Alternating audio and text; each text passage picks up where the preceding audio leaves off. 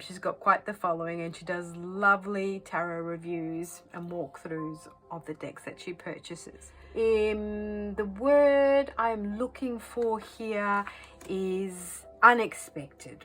Yes, because I didn't expect that I would like this deck as much as I do, because the aesthetic is a bit like that. You know, these work perfectly well together, and I enjoyed working with them. Was it during Scorpio season? I think I did this pairing, and yeah, I absolutely...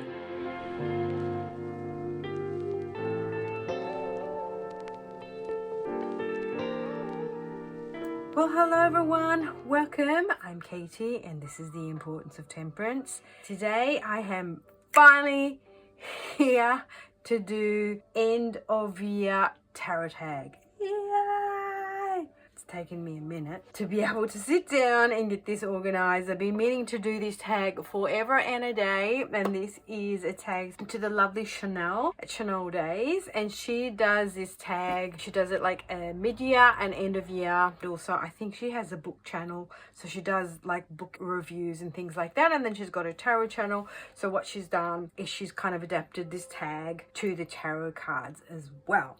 I will link her video down below. She is an Aussie like me. Aussie, Aussie, Aussie, oi, oi, oi. So love to find fellow Australians on the web. She's a good egg, and she's got quite the following, and she does lovely tarot reviews and walkthroughs of the decks that she purchases.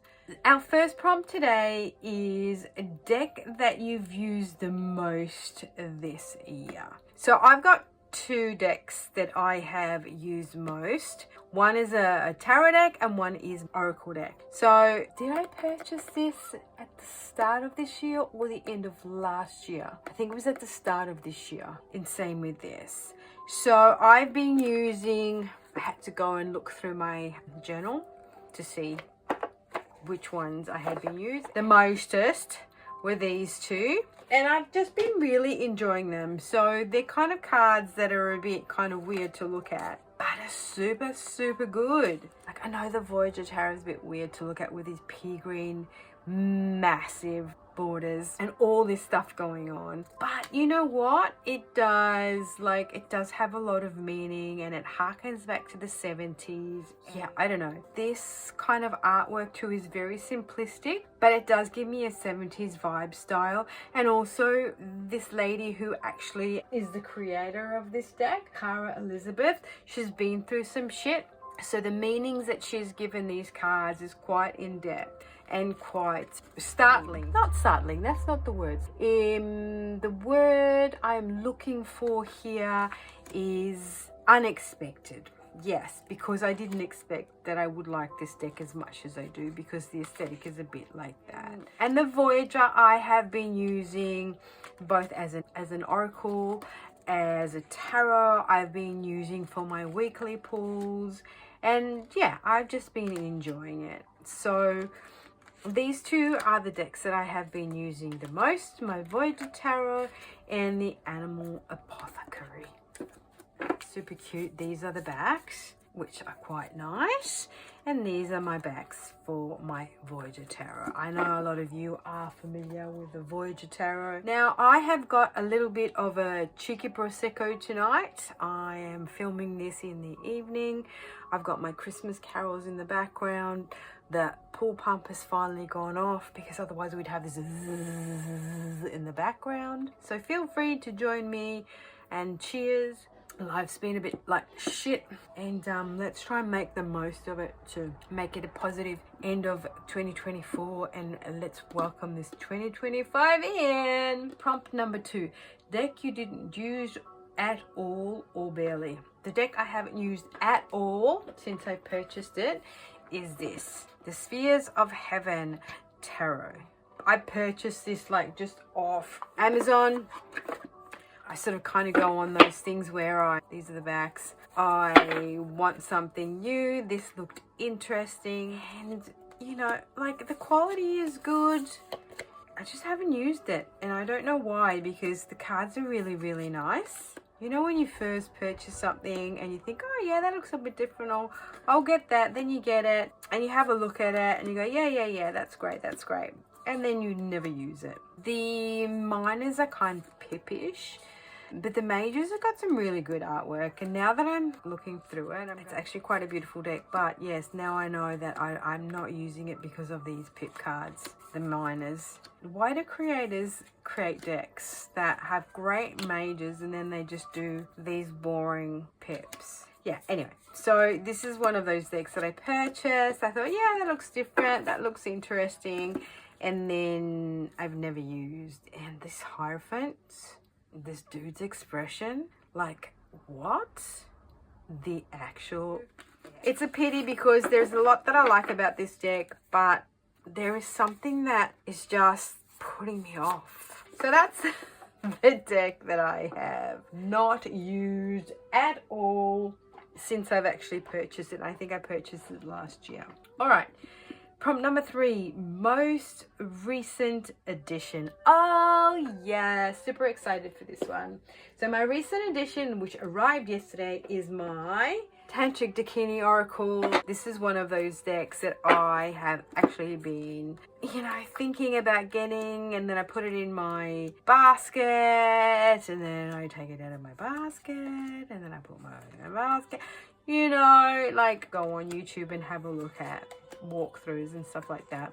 And I've been wanting to get it for the longest time. It's been, on my wish list for this past year. And the fact of the matter is that I'm into kind of like these collage decks at the moment. So I thought this would pair really well with my collage decks, especially the Voyager and other decks that I've purchased this year. So this is my newest edition. Super happy that I have eventually got it. The only bugbear I have is this cardstock is like super thin. And fun fact, what happened was I purchased it the other day and we're going through super humid days here and they just actually bent. So I had to put them under pressure. Like I put them under like some weights to get them straightened out again.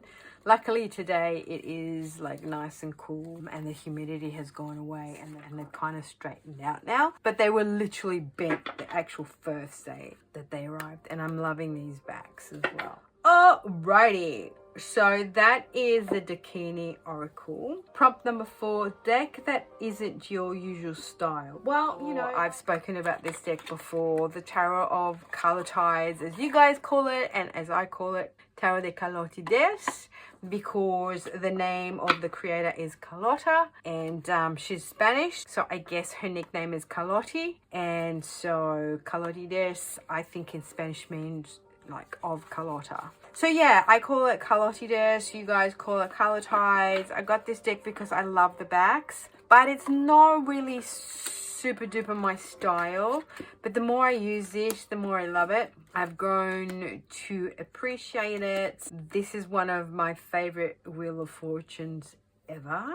It reminds you of growing up in Italy, with the chili peppers and the garlic and the stuff hanging from the ceiling, the beers. Like Spanish have tapas, we do aperitivo. Yeah, same kind of thing. So this is not my usual aesthetic. I wouldn't sort of go for these kind of decks. However, I thought I'd sort of pull the trigger on it. I love these backs. I think these are some of my favorite backs. This deck actually brings me joy. And it's just a mixture of all sorts of pagan and interesting personalities. Not personalities, but what's the word I'm looking for? Different kind of like ethnicities, maybe?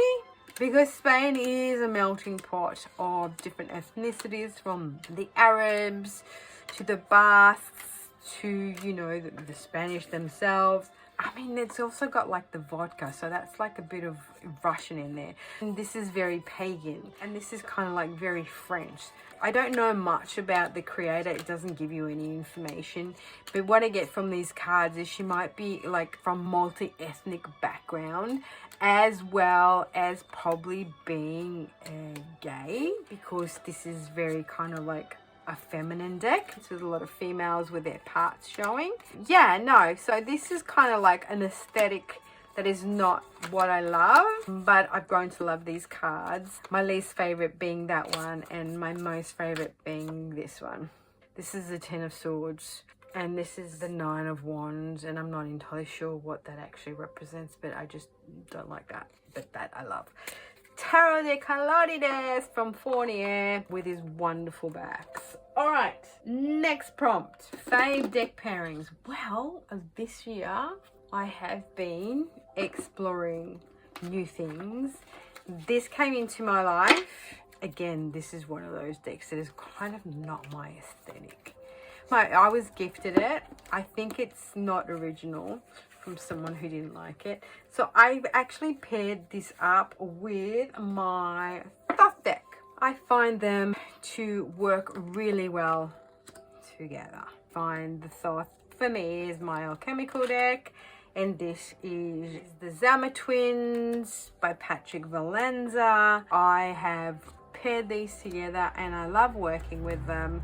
It might not make sense straight away, but once you understand that this is an alchemical oracle deck and the meanings are alchemical, you know, these work perfectly well together and I enjoyed working with them. Was it during Scorpio season? I think I did this pairing, and yeah, I got great readings, great depth out of these pairing.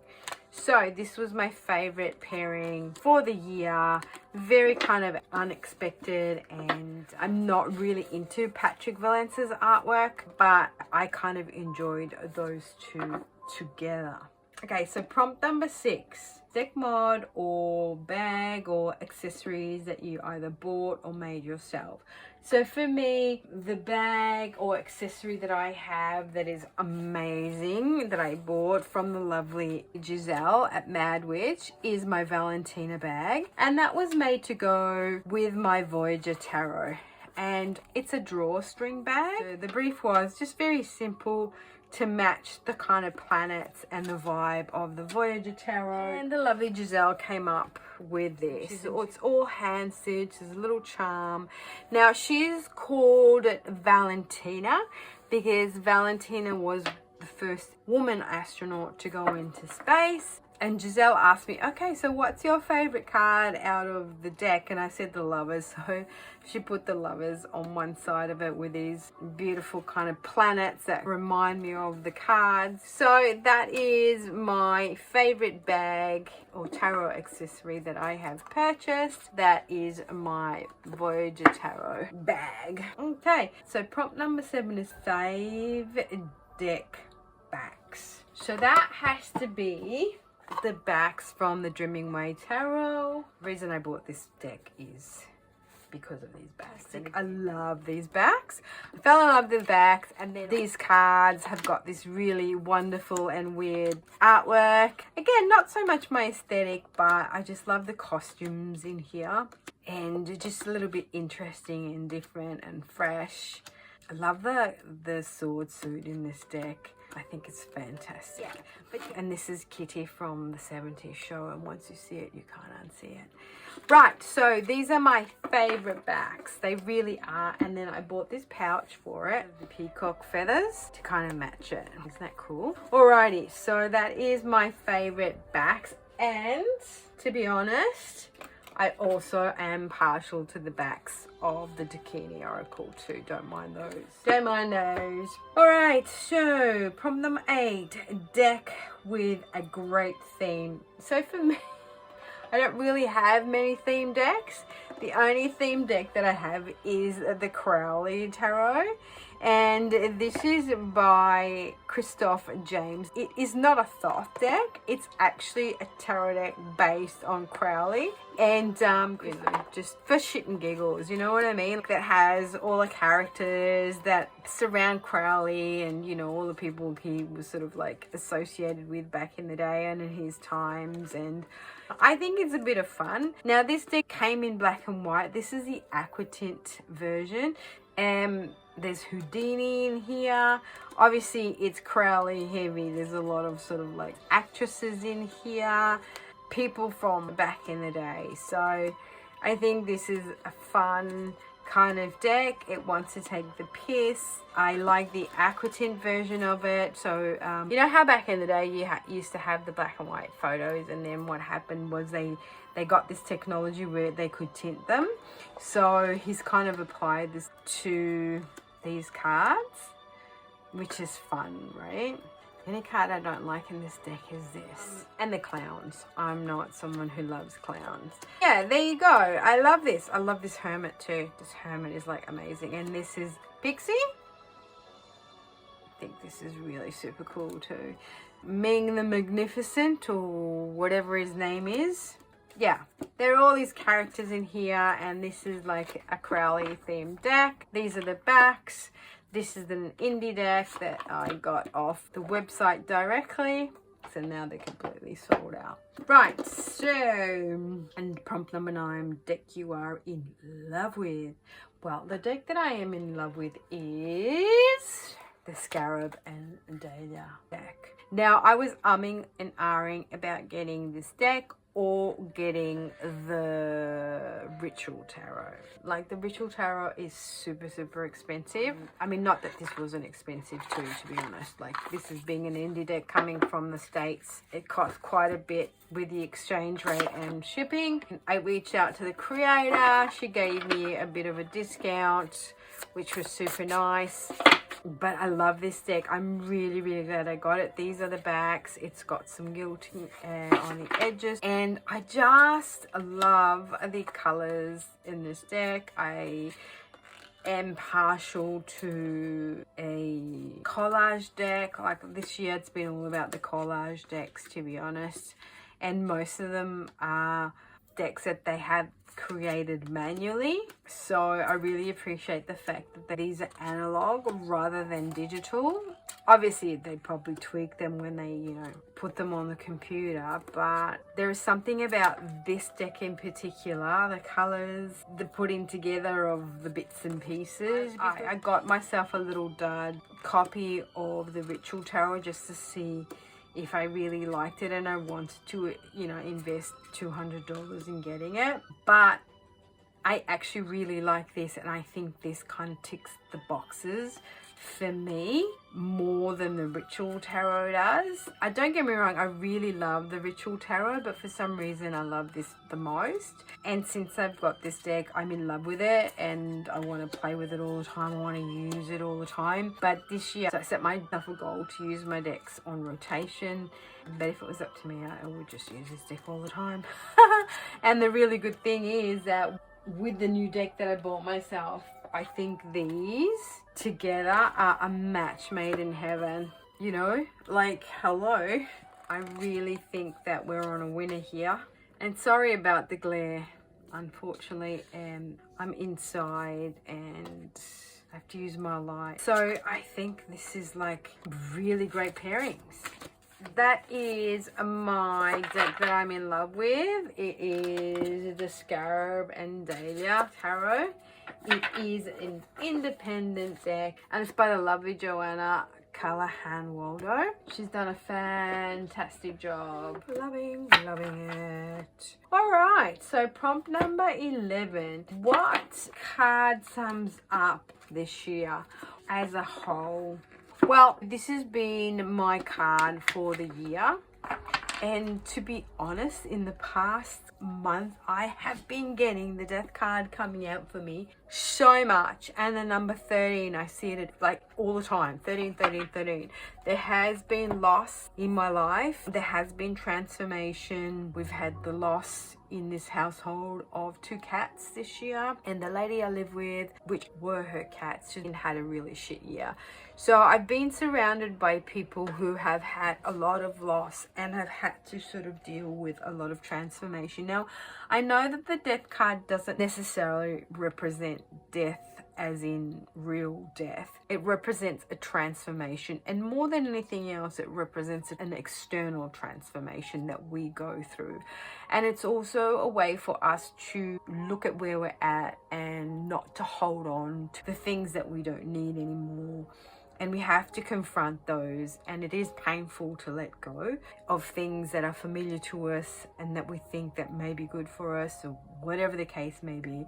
So the Death card is more of a transformation card, of a change card, of trying to move on. The more we kind of prepare ourselves to be able to be light-hearted in letting go of what no longer serves us and embracing the new energies that come our way, even though we might not understand them and like them, that's kind of what it represents. But it has represented death to me, like real death, because when a hunter had to be put down, when I pulled the card, death came.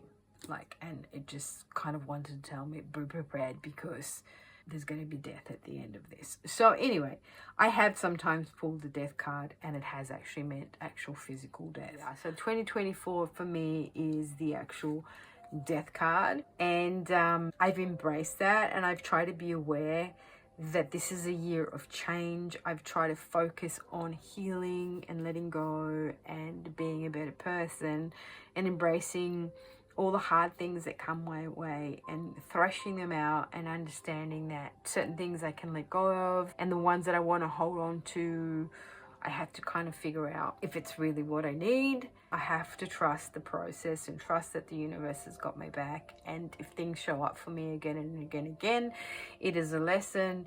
And what is this lesson trying to teach me? Yeah, this has been my card for the year. It's been a very hard year in a lot of ways, and a very easy year in a lot of other respects. I just find that this end part of the year, October, November, December, has been the hardest so far for me. All I can do is just embrace it. So this has been my card for 2024, which is the Death card. All right, prompt number 12, a tarot practice reflection. So my tarot practice has sort of, let's say, calmed down a bit in this year, because I do have another hobby, which is fountain pens, and I've been kind of more focused on my fountain pens and my fountain pen channel, and my tarot practice has kind of taken a back foot too. And when I first started with my tarot cards, I did read for other people, and there's just so much you can use your tarot cards for yourself, because the message is very repetitive. This year I haven't been that much into my tarot cards, so to speak. I still have a whole practice around it. In the morning I get up, I pull my cards, I then journal. I sort of tend to ask a very generic question: what's the energy of the day? What do I really need to know? But I've noticed that I kind of haven't been really fully into it. This year has been one of those years where I've fallen in love with more indie decks, especially kind of collage decks. So I've been purchasing a lot of collage decks. I don't know why, but I enjoy. They're really hard to interpret, because when you kind of look at them, there's a lot going on in the card.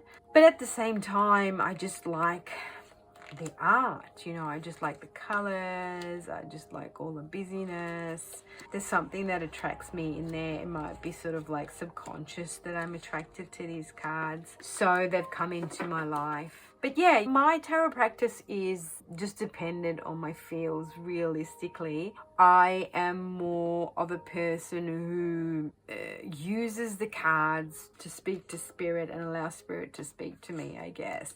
It's more of a higher spiritual practice rather than, a witchy practice or a pagan practice for me. It's more a connection to spirit rather than a connection to earth, if that makes sense. I know a lot of people practice and they're pagan and witches, and it's kind of a craft for them, and it grounds them, and it's a very earthy kind of situation. For me, the cards allow me to speak to my higher self and my team of highest light and spirit, and the universe, or the creator, or however you want to call it. So I'm more up in my head about it, so it's my crown chakra. it's my third eye and it's my throat chakras that are getting engaged with this practice. It's me learning about myself and how I can become a better person.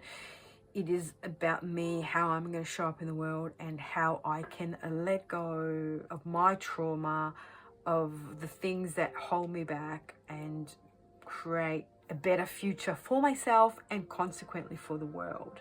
And that's kind of why I use tarot. I don't so much use it anymore to read for other people. Bloody hell, when I read for other people, I am the oracle.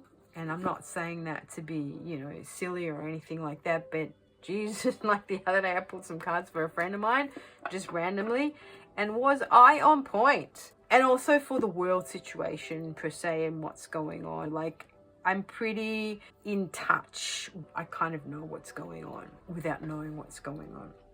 Anywho, I didn't mention prompt number 10. Deck you wish existed or out of print deck that you want. I think there are many out of print decks that I really want. Was Olga Speaks, but she's actually done a Kickstarter, so I've backed the Kickstarter. It's kind of between the Spolia and the Joanna Jaus 7th edition deck. I'd also love to get the Aquarian deck, the 70s deck, and I'd also love the greenie, like the Thoth deck from, I think it's the 80s, 90s. That's what I'd really like to have in my collection. So I have a few that I'd really love that are out of print. All right, let's think about, pull a card for the next year, 2025. What is a card for 2025, Spirit? Here we go. This one here wants to come out. Come a chameleon. Yeah.